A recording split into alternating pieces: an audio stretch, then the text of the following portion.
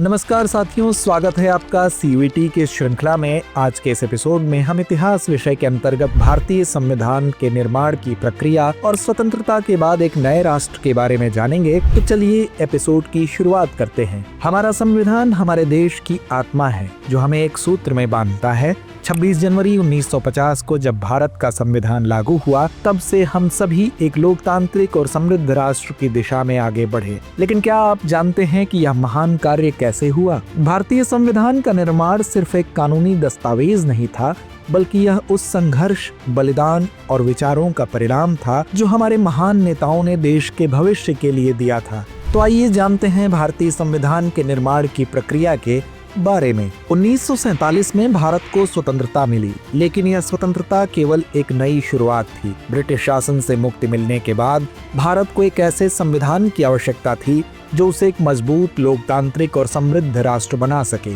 इस समय भारत के सामने कई चुनौतियां थीं। विभाजन के बाद देश में असंख्य समस्याएं थीं। सांप्रदायिक हिंसा, बेरोजगारी, भूखमरी और गरीबों की दयनीय स्थिति। साथ ही देश के हर कोने में विविधता थी, भिन्न भिन्न भाषाएं, संस्कृतियां, धर्म और जातियां। ऐसे में एक ऐसा संविधान बनाना था जो इन सभी को एक साथ लाकर संयुक्त राष्ट्र बनाए। इस महत्वपूर्ण कार्य के लिए संविधान सभा का गठन किया गया। संविधान सभा का पहला सत्र 9 दिसंबर 1946 को हुआ था। यह संविधान सभा 389 सदस्यीय थी, जिसमें भारतीय राष्ट्रीय कांग्रेस, मुस्लिम लीग और अन्य छोटे दलों के प्रतिनिधि शामिल थे। इस सभा का मुख्य कार्य था भारतीय समाज की विविधताओं को ध्यान में रखते हुए एक ऐसा संविधान तैयार करना जो सभी के अधिकारों की रक्षा कर सके और समाज के हर वर्ग को समान अवसर दे सके। संविधान सभा का नेतृत्व डॉक्टर राजेंद्र प्रसाद ने किया और इसके प्रमुख सदस्य थे पंडित नेहरू, डॉक्टर भीमराव अंबेडकर, सरदार पटेल, मौलाना अबुल कलाम आजाद और जीवी पंत जैसे महान नेता।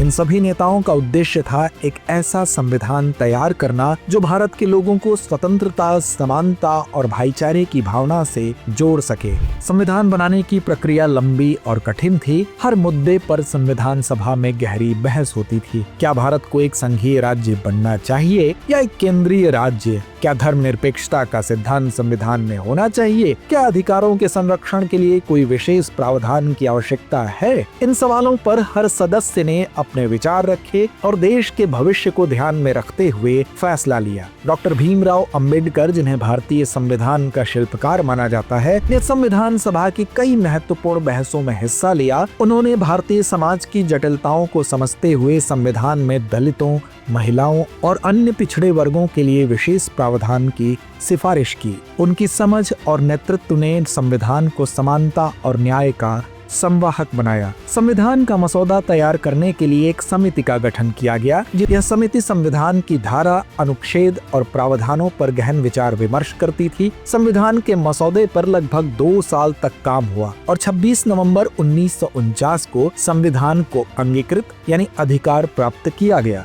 26 जनवरी 1950 को यह संविधान लागू हुआ और भारत एक गणराज्य बन गया। भारतीय संविधान ने हमारे अधिकारों, कर्तव्यों और सरकार की संरचना के बारे में विस्तृत प्रावधान है। यह संविधान प्रत्येक नागरिक को स्वतंत्रता, समानता और भाईचारे का अधिकार देता है। यह लोकतंत्र के सिद्धांतों पर आधारित है, जहां हर व्यक्ति को अपने विचार व्यक्त करने की स्वतंत्रता है और सरकार को लोगों की इच्छा के अनुसार काम करना चाहिए। संविधान में मौलिक अधिकारों का प्रावधान है जो नागरिकों को जीवन, स्वतंत्रता, शिक्षा और संपत्ति के अधिकार प्रदान करता है। साथ ही यह सामाजिक न्याय, धर्मनिरपेक्षता और लैंगिक समानता का भी समर्थन करता है। भारतीय संविधान सभा की यह बहसें और निर्णय देश के भविष्य के लिए बहुत महत्वपूर्ण थे। इसके जरिए भारत ने लोकतांत्रिक तरीके से अपने संविधान को स्वीकार किया और एक मजबूत और सामूहिक राष्ट्र की नींव रखी। यह संविधान न केवल भारत के लिए बल्कि पूरी दुनिया के लिए एक आदर्श बन गया। तो चलिए व्यूअर्स, आज के लिए इतना ही। नोट करते हैं आज का सवाल।